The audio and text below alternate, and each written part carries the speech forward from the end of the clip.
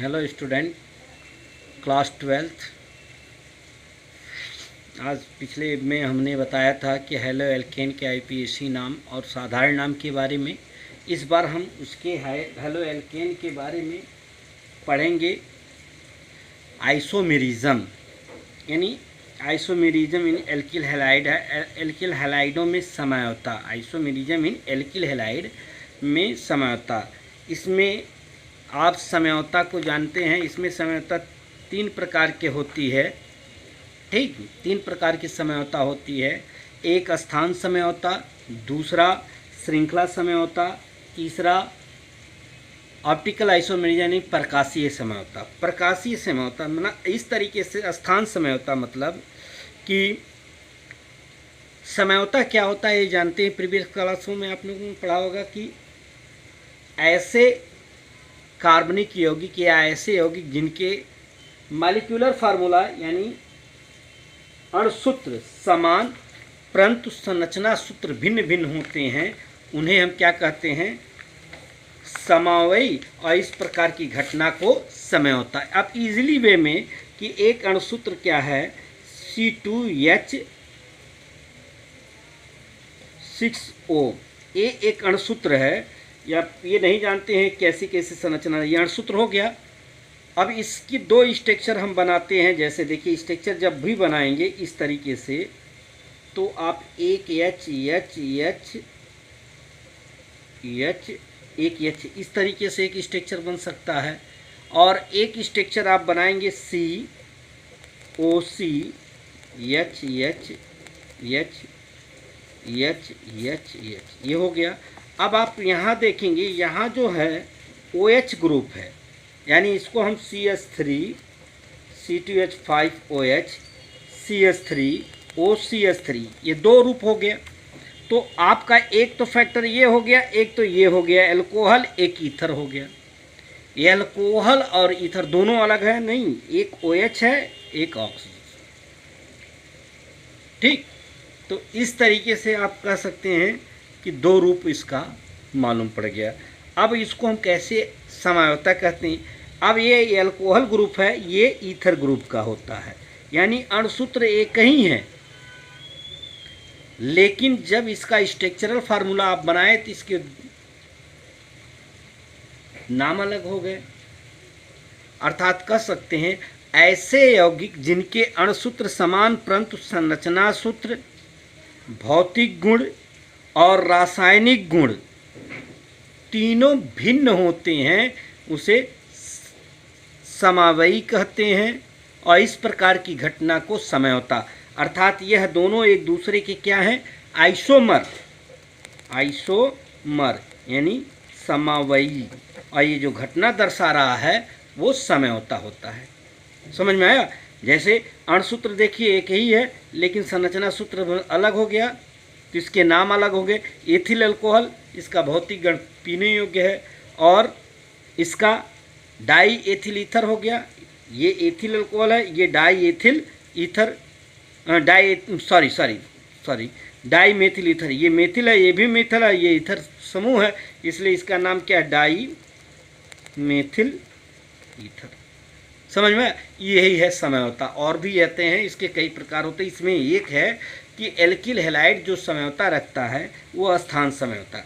ऐसे आइसोमर यानी ऐसे आइसोमर जिनमें हैलोजन परमाणु की स्थिति भिन्न भिन्न होती है, यानी ऐसे आइसोमर ऐसे यौगिक जिनमें हैलोजन परमाणु यानी चाहे क्लोरीन हो, चाहे ब्रोमीन हो, चाहे आयोडीन हो, उसकी स्थिति भिन्न भिन्न हो, तो इस प्रकार की घटना को स्थान समझौता कहते हैं। यानी हैलोजन परमाणु की स्थान अलग अलग होने चाहिए। जैसे आपने देखा, ये है क्या, 1 2 3, यहाँ पे ये है 1 क्लोरोप्रोपेन, और यहाँ पे क्लोरीन की संरचना बदल गई, यहाँ पे 2 क्लोरोप्रोपेन हो गया, 2 क्लोरोप्रोपेन। ऐसे अणुसूत्र एक है, इसका अणुसूत्र तो ये है, इसका अणुसूत्र देखिए, लेकिन दोनों की संरचनाएं अलग अलग हैं। ये 1 क्लोरोब्यूटेन, ये 2 क्लोरोब्यूटेन। समझ में आया। और दूसरा होता है श्रृंखला समझौता। श्रृंखला समझौता में क्या होता है, ऐसे कार्बनिक यौगिक या ऐसे कार्बनिक जिनके अणुसूत्र समान है, तो परिभाषा वही होगी, अणुसूत्र समान परंतु जिनकी श्रृंखला भिन्न भिन्न होती है वो कहलाते हैं श्रृंखला समझौता। ठीक, कहते हैं ऐसे समावयव जिसकी कार्बन श्रृंखला भिन्न भिन्न होती हैं वे श्रृंखला समावयवी होते हैं। इस प्रकार की घटना को हैलो एल्केन में कम से कम 4 कार्बन परमाणु उपस्थित हों। 4n90 1 क्लोरोब्यूटेन, यहाँ पे देखिए 1 2 3 4 1 क्लोरोब्यूटेन, यहाँ पे श्रृंखला बदल गई तो यहाँ 2 मेथिल, पहले तो एक क्लोरो लिखेंगे 1 2 3 सॉरी, यहाँ पे 1 chloro 2 methyl butane propane. Carbon की लंबी चेन है आईपीएसी नाम के आधार पे। तो देखेंगे कि यहाँ श्रृंखला बदल गई और सूत्र तो वही है लेकिन इसकी श्रृंखला ऐसी है, इसकी श्रृंखला ऐसी होगी। तो ये श्रृंखला समझौता होते हैं।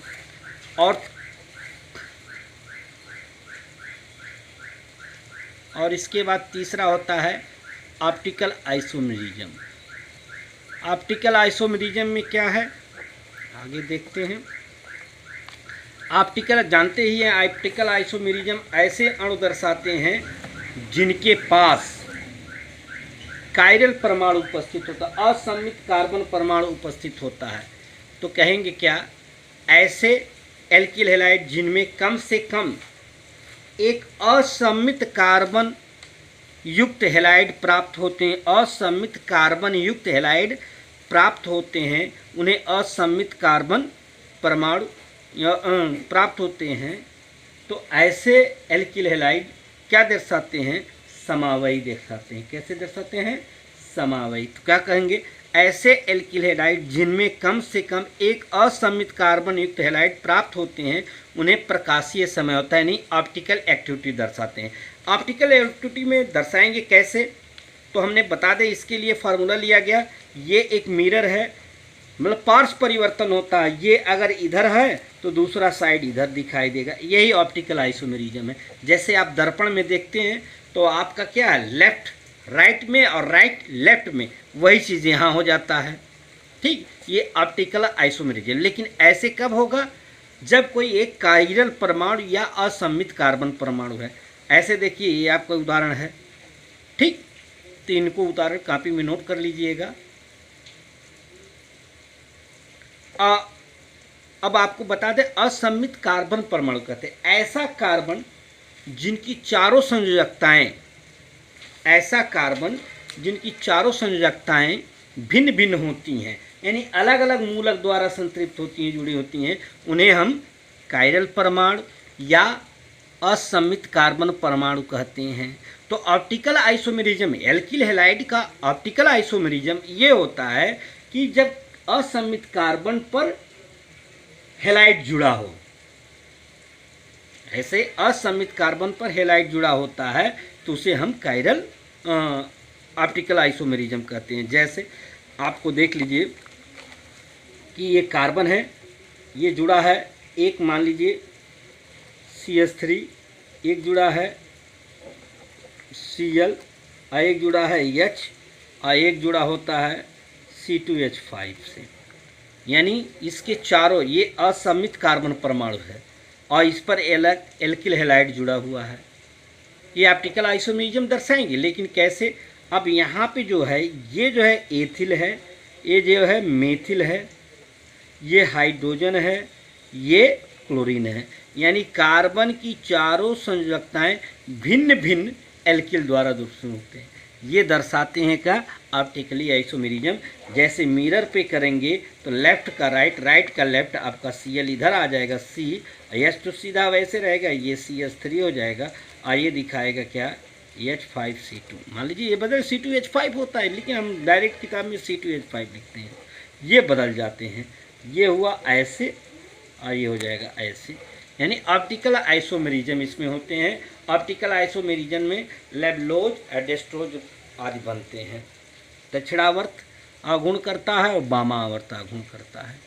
ठीक, अब ये ऑप्टिकल आइसोमेरिज्म को एक बार और आप लोग देख लीजिए। ये मतलब इस टॉपिक में आज आइसोमेरिज्म के बारे में होगा। इसके बाद एक बारे में हम कर दें कार्ब धनायनों का स्थायित्व। कार्ब धनायनों का स्थायित्व क्या है, यानी कार्ब धनायनों का स्थायित्व के बारे में आप जान लें कि कि कार्बोनियम आयन किसे कहते हैं, किसी भी कार्बनिक यौगिक में, जैसे मान लीजिए CH3 CH2 CH3 है।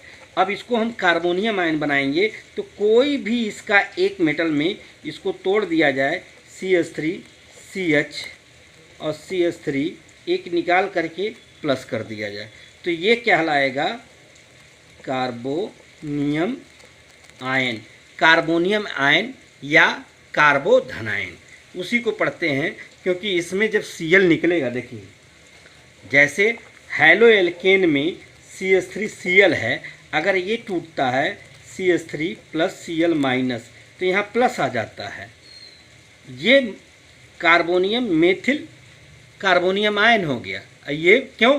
क्योंकि ये टूटेगा तो हमेशा इसको कार्बोनियम आयन बनाता है, क्योंकि Cl जो होती है इसकी इलेक्ट्रोनेगेटिविटी सबसे अधिक होती है। जिसकी इलेक्ट्रोनेगेटिविटी अधिक होती है वो साझे के इलेक्ट्रॉन युग्म को अपनी ओर आकर्षित कर ले। जैसे यहाँ पे स्ट्रक्चर देखेंगे CH3 यानी C के H यहाँ बॉन्ड है और ये Cl है। अब इसके साझे के इलेक्ट्रॉन दो होते हैं, एक एक, ये अपनी ओर ले लेगा तो इसको आंशिक रूप से ऋणावेश करता है, इसको आंशिक रूप से धनावेश कर देगा, ये माइनस हो जाएगा। इसलिए ये जो होते हैं कार्बोनियम आयन होते हैं, यानी साझे के इलेक्ट्रॉन युग्म एक ओर ले गए। और कौन लेगा? जिसकी साझे का इलेक्ट्रॉन युग्म अपनी ओर आकर्षित वह करता है जिसकी इलेक्ट्रोनेगेटिविटी सबसे अधिक होती है। तो यहाँ पे आपने देखा, तो ये आप आइसोमेरिज्म पूरा हो गया। तो इसीलिए कार्बनिक वे धनायन जिनमें कार्बन धनावेश परमाणु पर स्थित होता उसे धनायन या कार्बोनियम आयन कहते हैं। इसके अस्थायित्व का क्रम बेंजील, टर्सरी, सेकेंडरी, प्राइमरी और सिंगल है, मेथिल मूलक है। तो यहाँ पे देखेंगे बेंजील हो गया, एलिल हो गया, ये टर्सरी टर्सरी हो गया, ये सेकेंडरी हो गया, ये प्राइमरी हो गया। ये यानी सबसे अधिक अस्थायी कौन होते हैं? बेंजील वाले एरोमेटिक्स। ठीक, समझ में? इसको कॉपी पे नोट कर लीजिएगा। इसके बाद एल्किल हैलाइड में अस्थायित्व के क्रम की व्याख्या प्रेरिक प्रभाव, इंडक्टिव इफेक्ट तथा अनुनाद के आधार पे की जाती थी। कि जब तक आप लोग फर्स्ट ईयर की क्रिया मैकेनिज्म वाला चैप्टर नहीं पढ़ेंगे तो कोई भी सेकेंड ईयर का कोई चैप्टर सही ढंग से नहीं आएगा समझ में ऑर्गेनिक में। तो पहले से बता रहे हैं, वो भी आप लोग पढ़ लीजिएगा। ठीक, पढ़ाए थे, उसको देख लीजिएगा। जब कोई आई प्रभाव उत्पन्न करने वाला, प्रेरिक अनुनाद, जब कोई आई प्रभाव उत्पन्न करने वाला समूह कार्बन धनायन से जुड़ता है तो इसका अस्थायित्व घटता है, जबकि आई प्रभाव उत्पन्न करने वाला समूह जुड़ता है तो बढ़ता है, जैसे ये दिया है। ठीक, तो इस टॉपिक में आज इतना रहेगा।